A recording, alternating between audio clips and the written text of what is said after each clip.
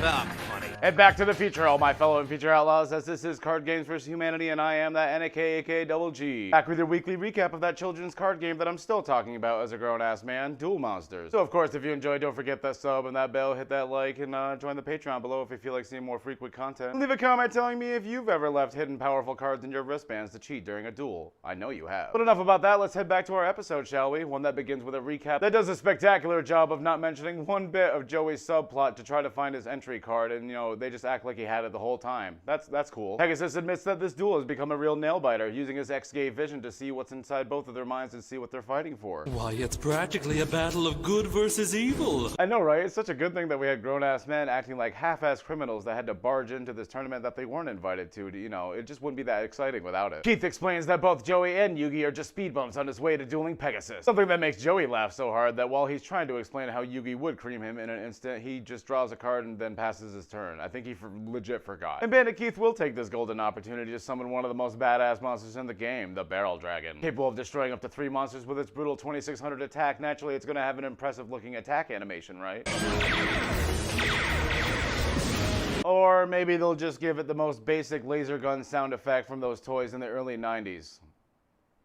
That's not disappointing or anything. Keith destroys both of Joey's monsters, only inflicting 300 points of damage for some reason. I guess it just calculates one of the monsters, or else Joey just would have lost right there. Luckily, following the rules is so out of style, as our hero Joey finally decides that it's his turn to cheat, summoning both the Time Wizard and the Baby Dragon in the same turn, because I suppose he can just do that now. Once you get, once you level up, you're able to just...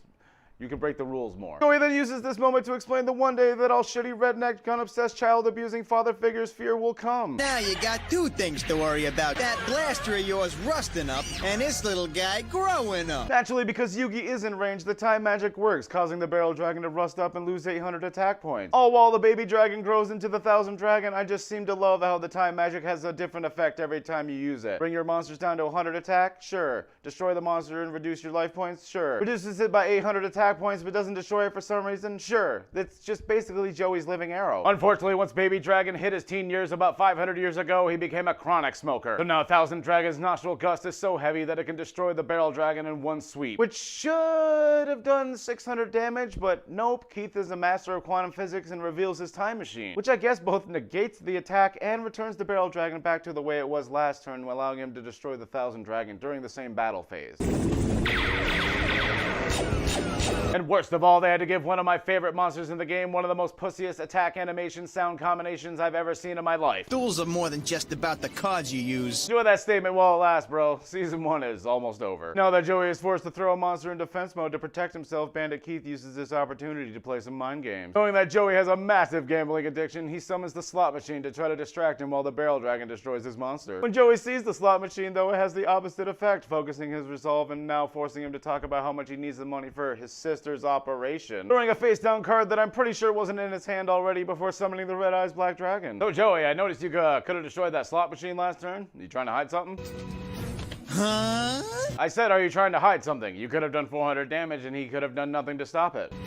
Huh? Joey, it's clear you have a gambling addiction. No, don't talk over me. I'll talk loud. No, excuse me, you have a gambling addiction. No, don't keep... I swear to... No, you have a gambling addiction. You have a gambling addiction. You have a gambling addiction. You have a gambling addiction! But he forgets that when Joey runs out of trap cards, he'll just start sitting monster cards in the back face down instead. Like this one, the Copycat card, which is apparently now quick play and becomes the Metalmorph card, turning Red Eyes into the Red Eyes Metal Black Dragon and destroying Barrel Dragon and almost evening up the score. Naturally, Keith fights like a man by setting his slot machine to defense mode and setting one back row. Definitely not a bait and switch strategy that Joey literally just used in the last turn. So naturally, he decides that the best course of action is just to blindly attack so Keith can activate the 7 complete, raising the slot machine's defense to 3000, causing him to take damage. You just did it on the last turn. Yeah, well, just because you have him doesn't mean you'll draw him, Keith. Joey, in this show, that is literally the complete opposite of what happens. Bandit Keith goes classic playground cheat mode, sneaking in powerful cards in his wristbands that Pegasus notices immediately. A tournament match player bringing in that vintage deck wrapped in a rubber band type feeling that I just can't argue with. Summoning the Blastsphere, a monster with about 1500 more attack than it should, attaches itself to the Red Eyes in an attempt to self-destruct. But this is season 1 and Joey must flip his back row quickly. And I mean, he must flip it now, very quickly, or it doesn't work. You gotta do it quickly. Activating the Dragon Nails magic card, increasing Red Eye's attack to 3,400, something he could have done last turn in an attack slot machine and won the duel. There was no reason. I'll make you cry, all right. Oh, don't worry about that. I've done enough of that trying to figure out the fucking rules of this game. Keith cheats for the third time, conveniently pulling the third 7 complete from his wristbands. His deck, bringing the slot machine's attack power up to 3,400, matching the Red Eyes with both players nearly at the same amount of life points. Unfortunately, Joey has no cards in his hand that can help, so he does what a pro does best and just decides to set down whatever card he top decks on the field in what I'm pretty sure is face-up attack position. But it's a good thing that he didn't put that mysterious card in his hand, because Keith counters with one of the most broken, overpowered cards ever printed in this game, the Pillager, which allows you to look at your opponent's hand and take one card from it with absolutely no cost. I'm just going to stare into the screen to represent how broken that would be in today's metagame.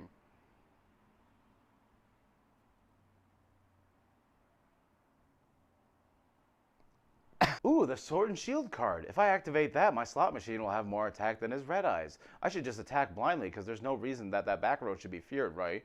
All his trap cards have already run out, right? They gotta run out sometime, right? No, those trap cards didn't run out, as Joey activates the Grave Robber card. A card that we've yet to see before, that I'm not really sure where he got it, that allows you to take one magic card, any trap card, any card you want from your opponent's graveyard and use it right away. Bringing back the time machine that also negates the attack that you just made that would have won the duel. But since you cheated earlier and took no damage, I'm gonna cheat now and bring back the metal Red Eyes as it was last turn and win this duel. Joey makes the toughest move of his life, commanding Red Eyes to destroy the slot machine before his very eyes, bringing him one step closer to that prize money that'll allow him to find the biggest slot machine in the world. Help his sister. Keith's rampage for revenge was brought to a halt by a novice. I know, it's such a shame that no one in charge paid attention to the structure of the participants that were in this tournament. No one here is in charge. No way. Keith claims that this duel doesn't count because Joey's entry card was a fake, brilliantly revealing that there's no way he could have known that unless he was the one that took it. Keith! Pegasus! So are we all just not going to talk about how this regular guy was able to jump at least 30 feet into the air and across the gap? No?